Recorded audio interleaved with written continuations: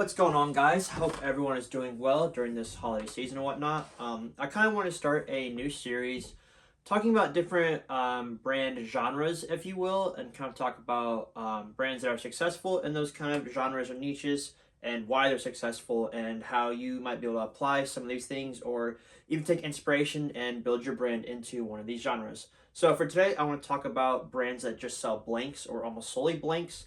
I think this is an interesting one to talk about because it's honestly like pretty saturated. You could argue it's like oversaturated, and I thought it'd be interesting to look at the brands that do it well, why they're doing well via their social strategies, and then just kind of give you some insight into how you might be able to build a blank clothing brand if that's something you want to do. So without further ado, let's get into it. Okay, cool. So the brands I'm going to be talking about today is Akimbo Club, Velour Garments, Cole Henry, and then this brand called Withoutadore.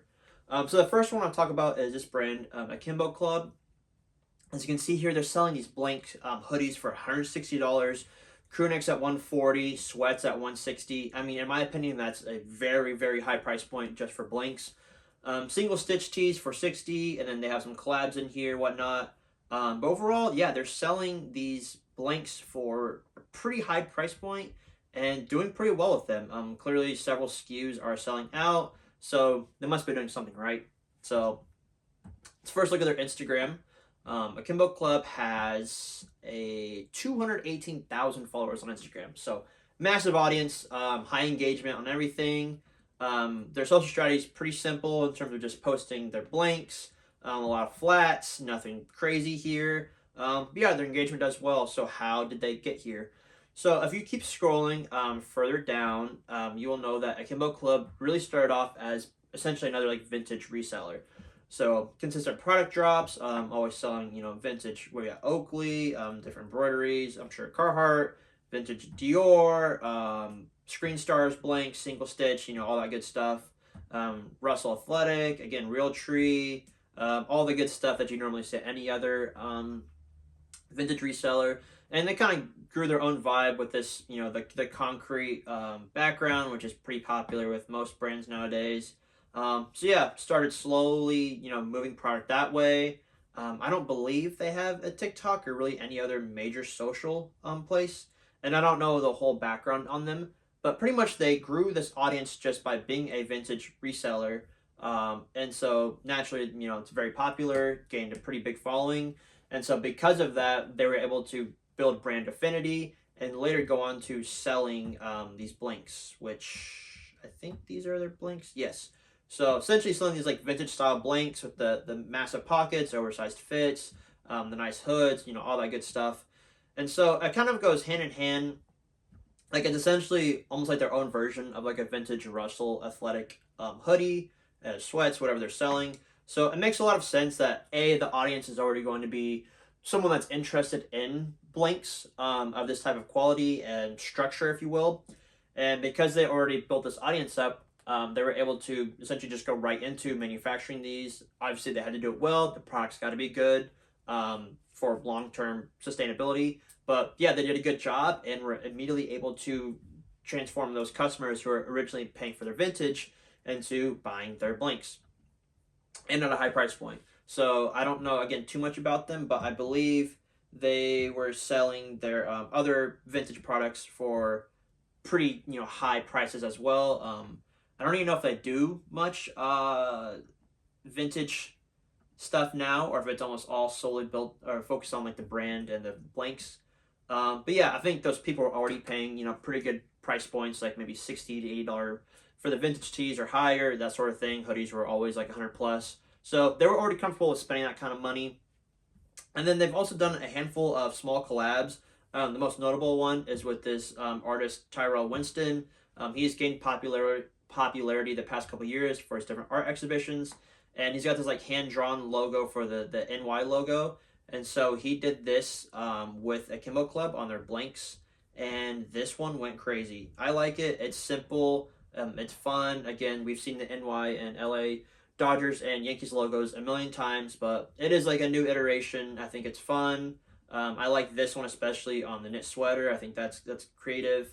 Yeah, so this entire collection just brought a lot of attention. I think this one was last year.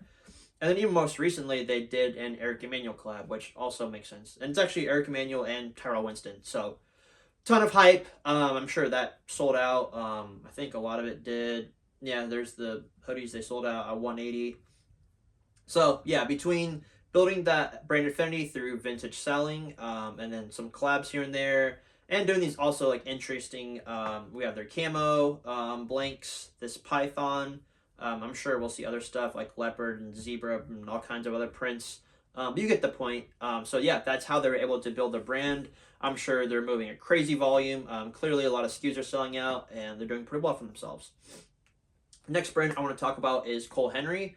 So he is a designer. His name's Cole Henry, and the brand is also named Cole Henry. He's really blown up mostly off of TikTok. So here's his TikTok page, 68,000 followers. He also has an IG that has 62,000 followers. So not as big as like a following as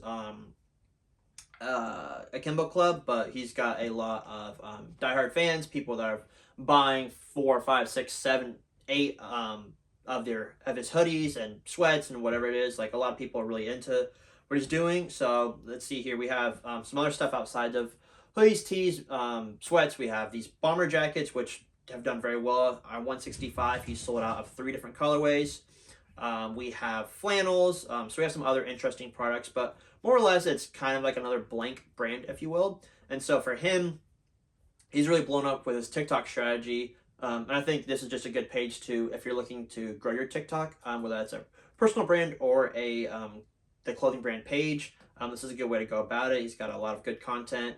He does content that's focused on like his stuff that he's selling, but also a lot of just other like lifestyle and daily about him, stuff that he's buying, new pickups, new stuff he's working on again, and just the whole process in general. I think he's got a really smart strategy.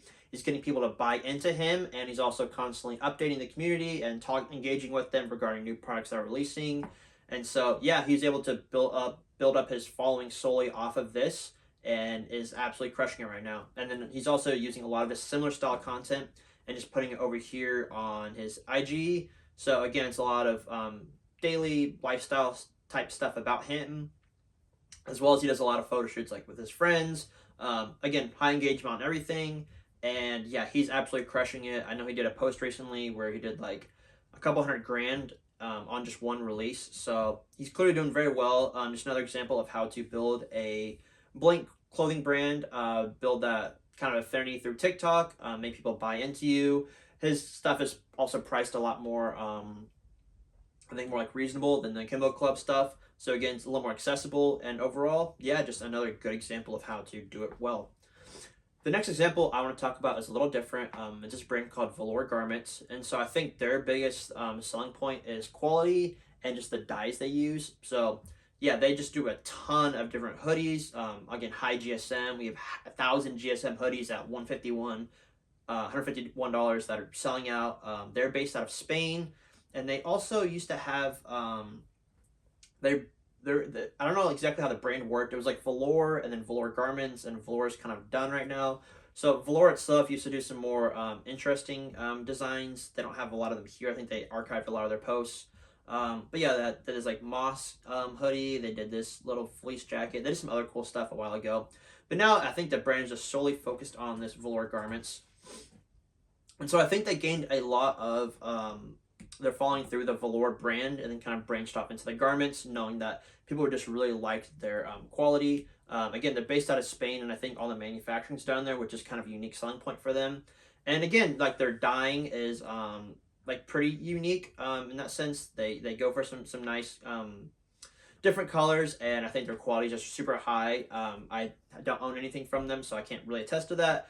But I mean, I think a lot of people are repeat buyers, and yeah, they're absolutely crushing it right now. And I think one interesting strategy that they implemented was having a Discord. So I go over here, they actually have a Discord solely for their brand. They have 8,400 total members, and the engagement is very high. They're doing all kinds of stuff from design contests for people to iterate on their hoodies, and then the one with most like upvotes essentially gets a free hoodie with that design. They do just like community stuff, and they even do just a lot of giveaways. They constantly giving away new hoodies and dyes, and You can see here that adding these up, it's well over like 1,000 entries. So super high engagement. They managed to build a community, which is incredibly important. Having just people talking to each other that are all into the same thing. So crazy on community building. And then again, going back to their social, they have over 100,000 followers. Their content strategy is nothing crazy. Again, from their feed, it's just a lot of like models posts and a little bit about them. I don't think they do a ton of reels. Okay, so they do like a little bit here and there. Um, Again, just like a fairly like simple social strategy, but again, they were able to build that sort of brand affinity and community. I think the Discord is like one of the biggest assets, if you will. Just having built that, and I haven't been there since the beginning, so I don't know how all of that was built. But yeah, very clearly, they've sold out of almost every SKU they have, so absolutely crushing it. Again, I think if we can build quality and interesting colored dyed garments, if you're gonna do like a blank brand, that's a good way to go about it because there's really only so much you can do if you're building a blank brand. So social strategies can be very important. They managed to leverage their Discord and quality. They have a selling point and they've done very well with it. Okay, and then the last brand I want to talk about is this brand called Withoutadore. Here's how it's spelled, D-O-R-E. This is a smaller brand, but I think it's still a good one to talk about. So here's kind of everything they sell. A lot of these like again zip ups, kind of have that vintage wash feel. And they're doing well as well. So I think they have done very well on TikTok. And unfortunately, for some reason, I can't access TikTok Shop on my laptop, but they have a TikTok Shop on, of course, access through mobile. And I know some of these SKUs have sold over 100, like several hundred to even I think over 1,000 of different ones. So I think TikTok Shop is one thing they've leveraged very well. And so if you look at their social strategy, it's a lot of just like very simple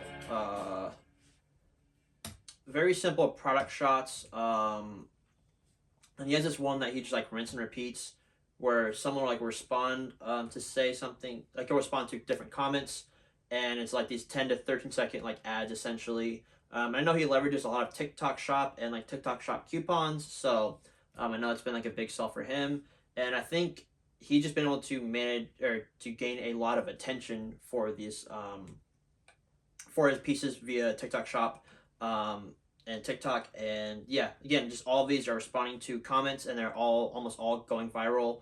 600,000, 730,000 views, 440, 140, 300. And again, these aren't like anything crazy. If you're selling like blank clothes, it's gonna be tough. You're gonna have to find something that works for you. Selling these thermal zip ups at $95. Again, the margins are also like pretty good, I imagine, on most of these. But yeah, leveraging this TikTok strategy via just responding and creating these like 10 to 12 second like ads. Also using TikTok coupons. I know he talks a lot about like having to use those to get 50% off, and then it turns from like $500 into like something way less. Yeah, just really good like short form, short video content. Has done wonders for this brand specifically. I don't even know if they have an IG presence. I mean, I'm sure they have to. Yeah, let me take a look at that. So yeah, 11,000 followers. I'm sure it's a lot of the same stuff. Nothing crazy again, but just Reels and TikTok can really make you go from like 0 to 100 real quick. Like you can just do anything really with good social content. It's kind of at the end of the day what it comes down to. We saw with Akimbo Club, they didn't do anything crazy with social content, but they built brand affinity by being a vintage reseller, and eventually leveraged that audience into a blank brand. We have Cole Henry, who pretty much was just himself and talked a lot about his like lifestyle, and like what he was working on, and has built a brand via that. We have Velour Garments, who was essentially like a separate brand, Velour, who leveraged their almost like supply chain, if you will, in manufacturing, who was able to create probably the highest quality of all of these four brands. So they're obviously charging the highest price point, if that, pretty close actually to Akimbo Club, so I'd be curious on that. But yeah, leveraged that and created a community via Discord, which I think is where they drive a lot of their success. And of course, their IG definitely helps. And then we have this brand Withoutadore, who has pretty much gone crazy on TikTok. That's where they see, I imagine, almost all their traffic. And the IG helps, of course. Short form content, responding to comments, being engaging, being just really good at reeling people in and creating a lot of these like 10 to 13-second ads. And if you're getting hundreds of thousands of views, yes, you're going to convert and get a portion of that into sales. So that's kind of all I got today. I'm going to be taking a look at some different other types of like brands, but I thought this is a good one to start off with. I think it's interesting to look at brands that just sell blanks. I'd be curious to see how a lot of these match up against your traditional blanks, whether it's like a Gildan or even like a Made blank or whatnot, or even versus like some like Yeezy stuff and like Gap and whatnot. But yeah, we'd love to see what else you guys want to hear about, what other kind of like genres or niches you want to like hear from or see about. We'd love to dissect those more. But yeah, that's all I've got for you today. Again, I really appreciate all the success recently and support. Didn't expect the YouTube channel to be doing this well this quickly. But yeah, like, comment, subscribe, and I'll see you guys next time. Thanks.